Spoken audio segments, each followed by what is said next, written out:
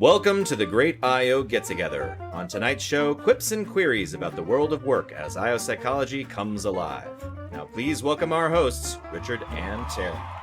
Welcome everyone to Great I.O. Get-Together number 35. My name is Richard. This is my co-host, Tara. Today we are exploring Chapter 9 of our textbook, Research Methods for I.O. Psychology, and this chapter is all about writing and using good items on questionnaires. So to help us do that, on the show today we have Dr. Mindy Shoss, Professor of Psychology at the University of Central Florida, and Dr. Cort Rudolph, Professor of Psychology at Wayne State University. Welcome to the show.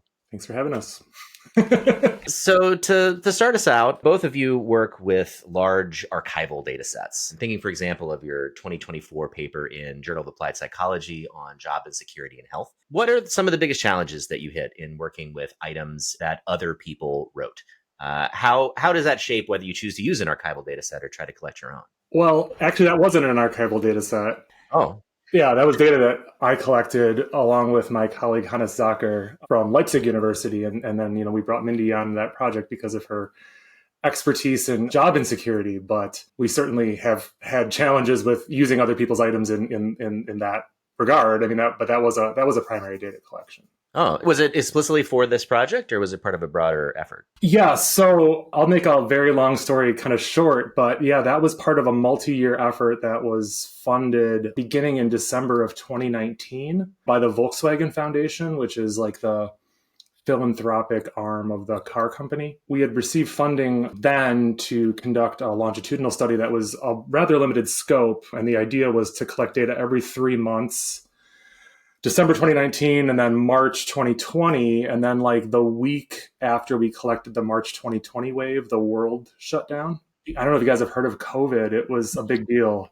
We went back to the funder and said, hey, we have this really unique opportunity to collect. We have baseline data and 2 waves of essentially pre-lockdown, pre-whatever COVID was at that point data. Would you all be interested in sort of transitioning this into a study of COVID? And they were super generous and quick and got back to us right away. And then so starting the first week of April 2020, and then for, it was like 54 waves thereafter, we had monthly data collection of a panel of about 1,800 German employees. So sorry to throw a wrench in your gears there initially, but yeah, that was not necessarily archival in the sense that we did choose the scales and we did collect that data.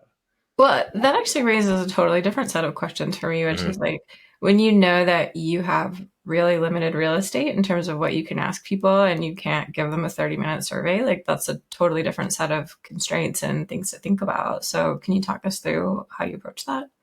Like, did you use validated scales or were we like, we have 10 items and they have to do a lot of work, so we got to do our best with the 10 items that we have? Like, how did you think about that? A little contrary to that, we actually had a fairly long survey. So the survey itself, I believe, probably took people between 30 and 45 minutes at each wave. And so, yeah, absolutely. I've definitely dealt with situations before where, you have to think very closely about what you're measuring and how you're measuring it. And if you had more space, you could obviously include longer measures or multiple measures of the same construct or something like that. But in this particular case, yeah, it was actually, it's kind of funny, right? It's like, we always hear like, oh, you're so constrained by time and you're never going to have this was sort of a perfect storm research project where we had really good sampling and good retention and a pretty long survey that we were able to collect. It sounds like a unicorn, and also a terrible example for people starting careers because this has never happened ever before.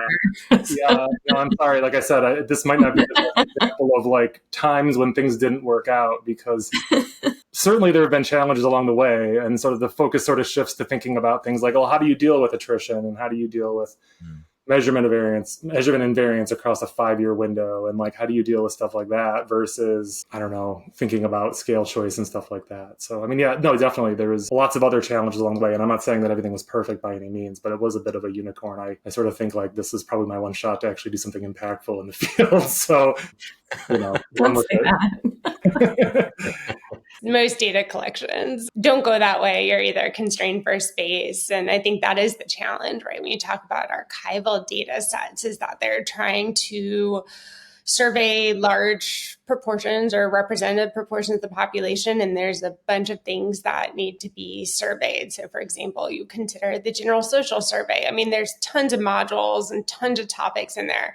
And so then you're left with, mostly single item measures or repeated cross-sectional data sets. So essentially different sets of people are surveyed at different times. So even though the general social survey has been asking people, for example, to answer the extent to which they think their job is secure for decades, the question becomes the comparability of those groups. I think to Richard's original question, therein lies the opportunity, right? I mean, you get a representative or pseudo, probably better than what we can do in a lot of our research, represented population of workers. And I think one thing we try to go for is variability. Well, we're probably going to get more variability in those kind of samples than you will working in a particular organization. I mean, everything strengths, weaknesses, but I personally really like archival data. I think it's really worthwhile. I think it's a good,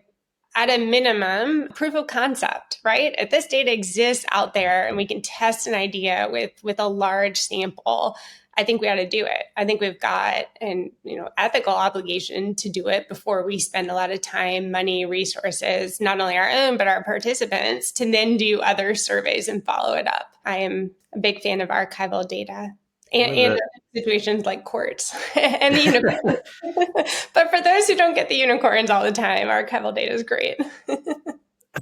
So one of the struggles that we talk about in a few places in the book is resisting the urge to salvage data sets that sometimes projects just don't go the way that you want them to. And I feel like there's an inherent tension when looking at archival research of saying, man, this is so close to the question I want to ask. I don't know. How do you navigate that? Is there a point where you're like, you know what, it's just not worth it? Or how much effort do you put in to try to recover something really interesting out of it? There's a couple things here. One, people do this all the time, right? So they'll go through and they'll sort of mine through the questions that are asked and sort of put together these pseudo scales and then, test a measurement model that, approximates something that looks like a construct, right? I guess the other thing I was going to say, and this is probably more relevant to what we were talking about before, is that if you are using archival data sets with these sort of longer scope, especially like a long-term longitudinal studies, I'm thinking of like MIDAS, like midlife in the US data or something like that. I mean, what happens too is that the scales that are included change over time. So they'll measure a construct one way in one study, and then they'll drop an item and add an item or something like that. And so that creates an entirely different set of challenges, which I know doesn't get to the question you asked. Mindy, do you have thoughts? I'm sure you do. Yeah, I mean, it's a fine line of when do you say it's relevant enough or not relevant. I mean, some of it's just looking at the items and saying, could this fit in a measure, or would this really turn out and look differently? And sometimes you have to do some piloting and some analyses to try to figure out whether not only would you look at it that way, but would a group of participants, respond to these items in a similar way? If so, great. If not, then unfortunately, maybe that's not the best place to go with the research question. That's exactly what I was going to say too, which is if you have a set of items that you think are appropriate, it doesn't take much to take those items and pilot them in a new sample, do a bit of a validation study of your measure, so to say, from the original archival source, and use that as a pilot to make a stronger case for why the items that you're considering work, in the way that you think that they do. Have you seen examples of that in the literature of people doing that? I'm not sure that I have, but I think these are things that I tell my students to do and then they don't. So I don't know. I don't have an example offhand. Do you have any examples of that, Mindy? Oh, I mean, I've seen people do it with like employability scales, some of the scales in the International Social Survey Program, again, because it's typically tend to be single items. Mm-hmm. I think people do it, but you're right now. I'm trying to crack my brain of where I've seen that. Seems like a reasonable thing to do, but it's always a challenge, right? Because then there's always that warning: don't throw good data after bad, or garbage in, garbage out kind of thing. So I think there's some just judgment you have to make too. And that really is just being, keeping in mind what is the actual research question. I think if you're chasing the research question, you'll be okay. I think if you're sort of chasing the data set, then you're going to run into trouble. Another big theme that I'm hearing, another theme from the book that I'm hearing a lot, is professional judgment. Do you think you've become more or less cautious about this kind of thing as you've advanced in your careers? Is this something that you thought a lot about, like as a fresh out grad student, for example, versus you're thinking about it now? I think I have been, but maybe in a way that's somewhat unexpected. So I had this experience early on in my career back when we were in St. Louis, and I worked with a childcare organization. We surveyed, all the different locations and all the different employees. But we went there. I took my students. We had paper pencil surveys. And so I got the really interesting experience of watching people respond to these surveys. And I realized for a lot of these workers who are in kind of precarious positions, actually what was the recommended thing that I learned in grad school, multi-item measures, were really problematic. So I remember them responding to this job satisfaction scale. And if anyone's seen it, I'm satisfied with my job. I like my job. I don't like my job. And their response was, is this a psychological trick? Are you trying to trick us? Like, did our management ask you to trick us? Are you trying to find something out? I mean, it had this really oversized reaction. And I thought, wow, this is really interesting. And I never really thought about this with designing a surveys. I did everything I was taught to do. Okay, we need to be able to do alphas. We need confirmatory factor analysis. We need multiple items. And then I realized, yeah, this is kind of a problem when we take this to real world environments, particularly with certain worker populations. So I think I've become much more sensitive to that kind of throughout my career. And then again, trying to think of what is it we're actually trying to measure? Because when you review journal articles, I can't tell me how many you review. And I read the introduction like, oh, this is really great. And then I see how I measure these constructs. I'm like, I don't think that's what you ask people. I've had similar sorts of experiences. Just sort of to add to what Mindy was saying, like this idea of using like a think aloud type of a protocol with your items. I feel like that was not something we talked about when I was a grad student. And like actually putting the survey in the hands of the type of person that you want to respond and like asking them about their response process and not just expecting that they're going to read the item and understand why they're doing it. Not just to get at kind of their motivations that are underlying the responses, but like what do they see when they read these items, and like what do they think that they're meant to represent? It would be hard to make an argument for construct validity or content validity as sort of an aspect without knowing exactly what the participant is thinking about when they're reading that item and providing that response. So I think, that's extremely important. And I think that's something that we don't really, at least when I was a student, we don't really emphasize that aspect of the sort of, I don't know if that's user experience from the perspective of your respondent, like what is the actual, what are they actually thinking about? What are they actually doing when they commit that numerical rating to paper or whatever? I think it's incredibly important to just consider the psychological and social context that exists around the experience of taking a survey, that no amount of statistics in the world will tell you that answer, right? I think it's why we try to focus on design as a concept instead of analysis, because you can't discover the kinds of issues that you're raising about like fear of repercussions or any of that by doing more factor analyses, right? Yeah. Like it will never tell you that that's what's going on. Yeah, I think, as a general statement to your point about long surveys and choosing good items and how we think about the process, I think as students, we're trained to think about complexity too much. Everything in psychology is multidimensional, and I'm not going to argue that it's not, but our theories aren't written at that level, and our ability to test them is constrained by those operationalizations. Because if you have a complex factor model that has, an overarching hierarchical bi-factor, whatever structure, and 17 specific factor, like at what level is the theory written that would allow you to test the relation between X and Y if there's 17 underlying dimensions, right? We don't have that, unfortunately. And so I think if we're trying to streamline surveys and test relations that make sense based on our theories, we have to ask ourselves, is that complexity meaningful is there a simpler way to get at the same idea with fewer items that's going to burden participants less, that's going to actually let us answer the question a little bit more directly? Speaking about that, project we were, sort of talking about a few minutes ago, that's one of the challenges we certainly had there, which is like, yeah, we have all these nice multidimensional scales, but the question is like, at what level are we really interested in making the arguments here? Often the theory isn't written at the level of the dimensions, and the dimensions are interesting, but they don't really help us make better explanations for people's behavior. So that's something I think I've struggled with. And I struggle impressing that upon students too, because I teach a psychometrics course to our PhD students. And we do a scale development project, and they all want to develop these, this is a multidimensional measure of X or Y or whatever. And it's like, no, you have to figure out how to develop a good measure of one thing first, and then explain the complexity of it. And I think that's sort of where people struggle a little bit, is trying to do everything. And it's certainly the case that we're not measuring behavior at that level of granularity. And so we've got these like super fancy predictors of really gross, broad strokes of behavior, which doesn't really align. Yeah, absolutely. Maybe to give us some practical examples, how did you navigate this, like as a research team for your dozens of waves unicorn project? Were you having discussions about response processes and how people were thinking, or like how did you tackle it, like practically? Yeah, so I'll talk out of both sides of my mouth here for a second, because I think we should be doing that. But on the other hand, like this was a pretty quick process, right? Like we had to build this really quickly, and so it wasn't as like systematic as I alluded to, right? Like we didn't have the opportunity to go and talk to these folks and get a sense of all this. No, it was more about, can we find measures that represent kind of our best guess at the best way of measuring or assessing this particular, any particular idea that we were interested in.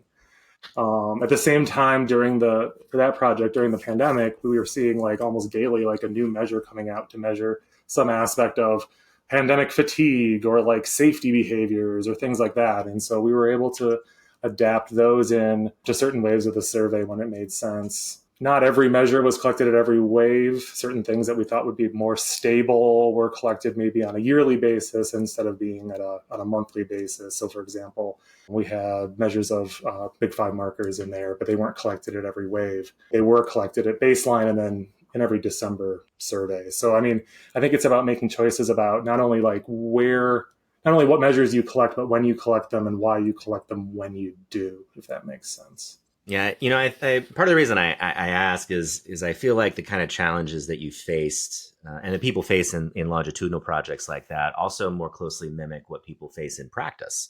Sure. Where you're often jumping into an environment where there's some history of measurement that you don't really quite know exactly what happened. And people have been like, oh, this is really important to me now. And they add things and they remove things. It's very similar sort of pattern of problems. Mm-hmm. And there's a lot of folks, especially in IO, who graduated and suddenly are part of an organization with a data history that they like trying to piece together. It just seems like there's a lot of very similar kind of themes in trying to navigate the construction of such a massive longitudinal project. Right. Yeah, absolutely. And I think too, working with that type of data is also interesting in those types of applied environments, right? Because you might come into an organization that thinks they're very data rich, but they're probably not, because either they collect the data yearly and it's never linked together, right? So like you can't tell within unit or within individual whether things have changed, because it's all reported at, an aggregate unit level or something like that, but we can't link them year to year or something like that. Or it's living in 3 or 4 different systems that don't talk to each other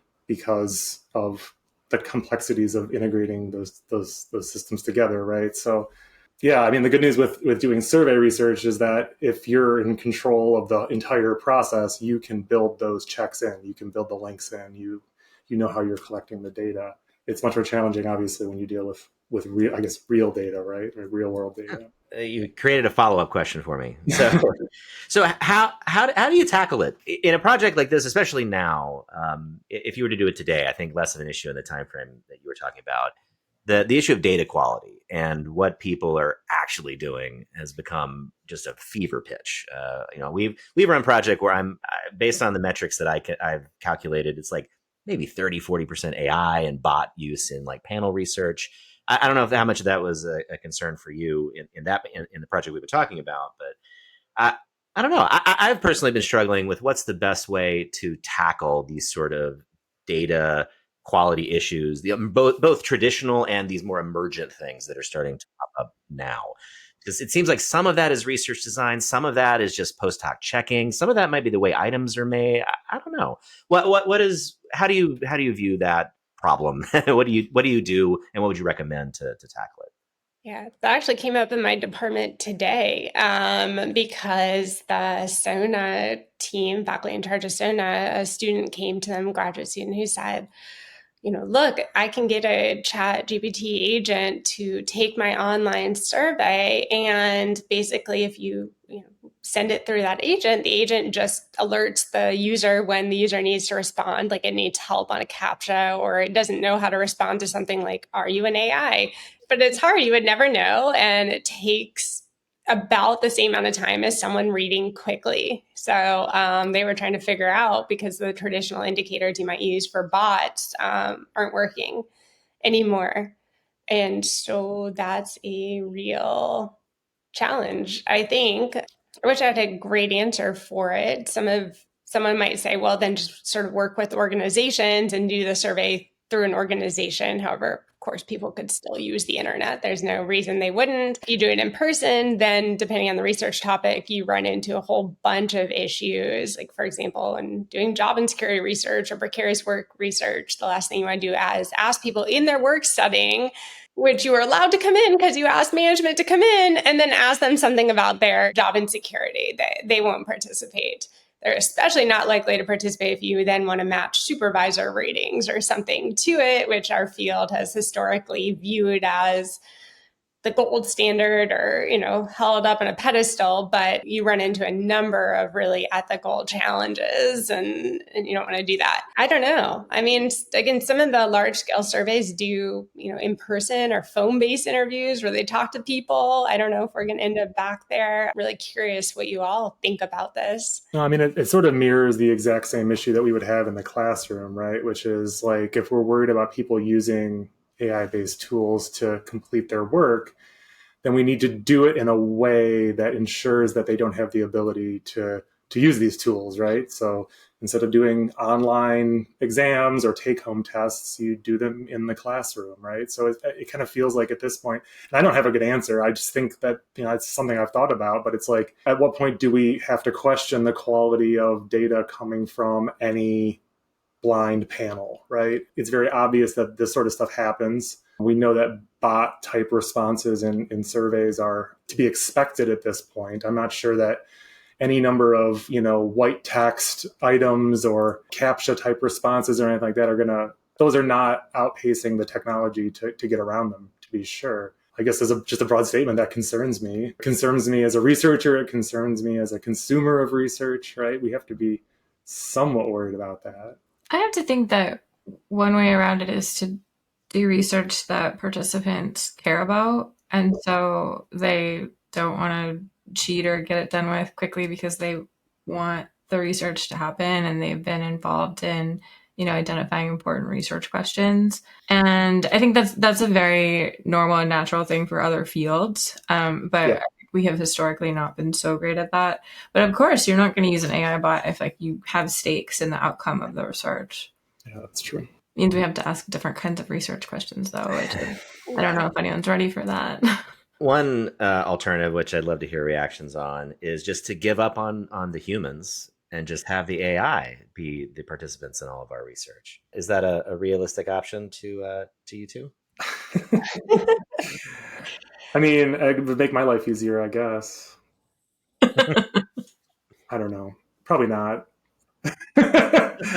I'm sure. I mean, like I said earlier, we're seeing more and more of this every day, right? I feel like I just saw something on Blue Sky, or maybe it's in like Psych Science, a paper that basically addresses that question, Richard. It was kind of like, are AI participants like reasonable proxies for human participants? And I didn't read the paper. I read the abstract, and I think the general conclusion was again, probably not. But that doesn't mean people aren't going to be creative with thinking about how to do that. I think the broader question too is not just, is it possible? Because we know that it is. It'd be more about the acceptability of that type of research to a larger audience, right? And so if that can't make it past the editor's desk, it's not rewarded in that way, then I don't think it's going to become a viable option for many. I don't think it'll stop people from doing it and maybe publishing it somewhere else, but I don't know. What do you think, Mindy? Yeah, I was kind of there. I mean, on one hand, yeah, AI is trained on data that's out there that in theory was produced by humans. So maybe it could give a range of human-like responses. However, just because you can doesn't mean you should. And so, right, what's the goal of our field? It's to help people understand and function better in their environments, to create better policies and practices for organizations, to create better institutions surrounding work that ultimately help promote sort of dignity and sustainability and variety of positive quality of life outcomes. And the extent to which you're no longer studying humans, you're studying a computer mimicking humans, I think that makes that goal, those set of goals, harder to reach. I am curious as so much is done by AI and there's so much we see out there. If there's going to be kind of, I don't know if I want to say backlash, but an emphasis on things that are human and a true value of something that's human and a value of feedback that truly comes from real people. So in a sense, I'd say, Richard, maybe instead of, going all in on AI, maybe what we are going to look for is more of those qualitative type studies or phone interviews or field experiments or something where you're really engaged in the real world. I certainly hope so. I mean, you're both correct that the emerging data are pretty skeptical about whether this is even viable, but if we start from the position like, well, maybe it can do a reasonable impression of like the average socially desirable human writing on the internet, it still can't adopt a persona. Like if you were trying to understand what a particular kind of person's experience is like, it can't do that. And it can't give you advice about how things could be different in the future, to Mindy's point, right? Like about imagining better futures. Like it can just do a very good job of describing the average of everything that is right now, which feels hollow. I would like to think that our field does share those goals, and if so, like that, this isn't the way to get there. I totally agree. If you wouldn't trust it as a participant, do you trust it to help you write items? It does do a good job of writing items. Yeah, it also helps reduce the reading level of items. We've used that before. That's been quite helpful. And I just saw something the other day. It's essentially that it's a content validity checking tool where you provide it with essentially an operational definition of your idea, and then it'll help map items onto that in a way that's pretty smart, right? So it's essentially like an LLM based Q sort. I think there's a lot of promise to that sort of work too. But if we think backwards a little bit, I mean, I think the fundamental idea of learning how to write good items needs to start from the theory that you're trying to write the items to test, right? So like you can type in a definition to ChatGPT and have it write you survey items and they look good enough, right?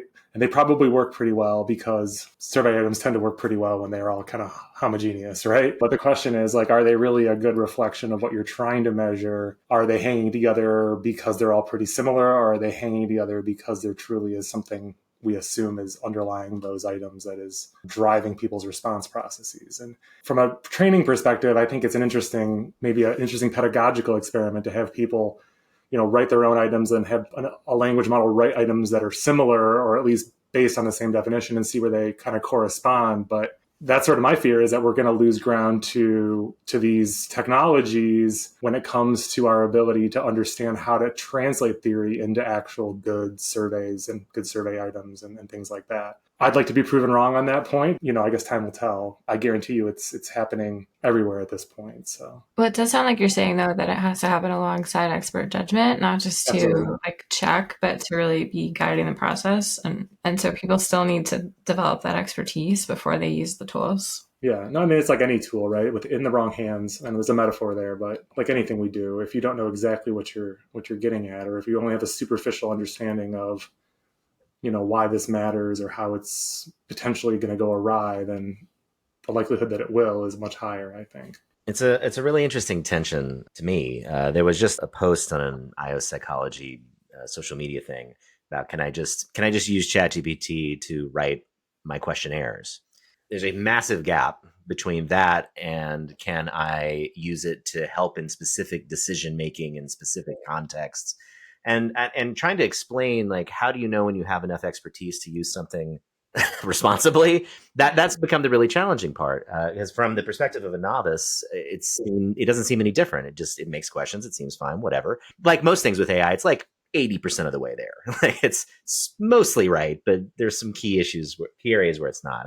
I've really struggled trying to explain to novices how to navigate that. Like, well, just don't use it for 10 years and you'll develop the expertise to see what I do. Like, it's not a good answer.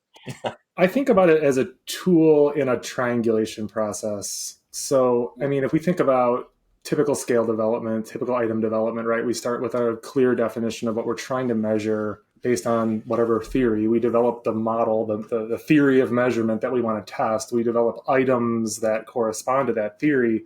We collect data, we test it, right? Part of that process of validation is probably collecting information about whether experts believe that the content of the items maps onto the content domain of the construct. We can ask people to do that, and we can ask the language model to do that. And if they agree with each other, then we're probably onto something, right?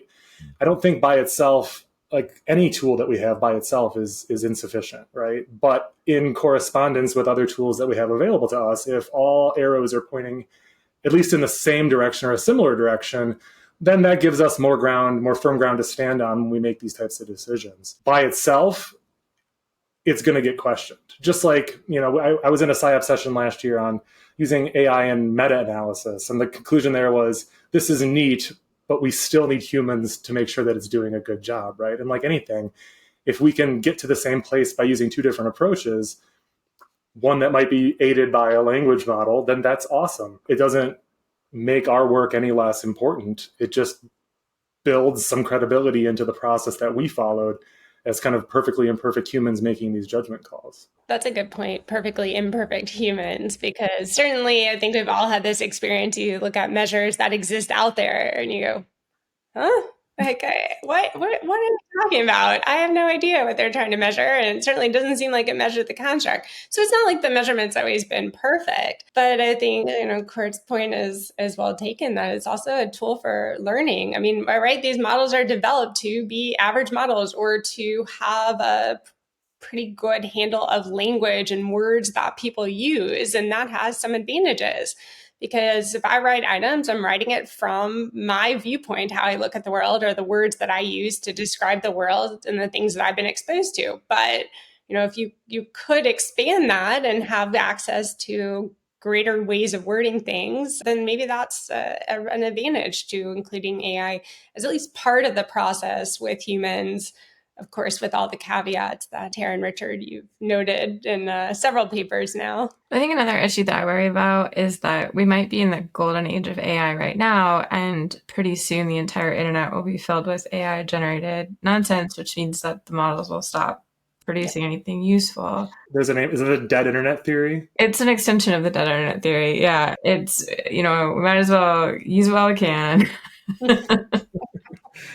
All the talk about triangulating and perspectives, I can't help but be reminded of multiverses. Can we look at these problems from, and maybe you can tell us a little more about this multiverse concept. Is that something that could help us with all these kind of questions we're struggling with here? Yeah, I think there's potential there. I mean, so just as like a general overview, multiverse analysis it's not a single thing, but it's an approach to understanding decision points, essentially, that would occur throughout the process of conducting research. And so researchers make decisions all the time about which items to include on scales, or what types of inclusion or exclusion criteria to assign based on things like job status or various decisions around whether cases are outliers or things like that. And those are all documentable decisions that might have some bearing on the conclusions that you draw. And what a multiverse approach allows you to do is to specify,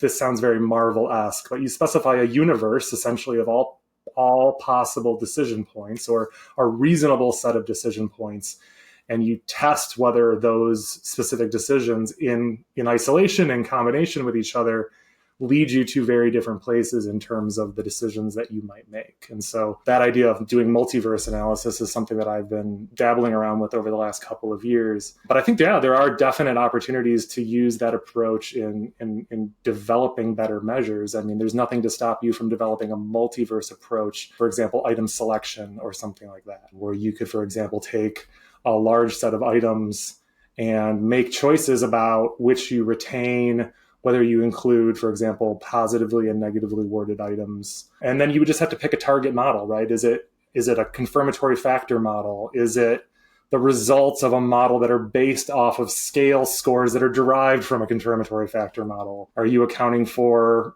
other factors that exist in the environment while you're measuring things or not, or whatever? I mean, if it's possible to make a decision around something, it can certainly be baked into a multiverse approach to analysis. So there's no Spider-Man? I mean, if you could do it with Spider-Man, perfectly fine, yeah. This is not a term that I coined, unfortunately. So specification curves, there's a couple different sort of terminology sets that exist in this space. So there's a universe where there's no AI? Is that I think that's a quantum explanation, actually.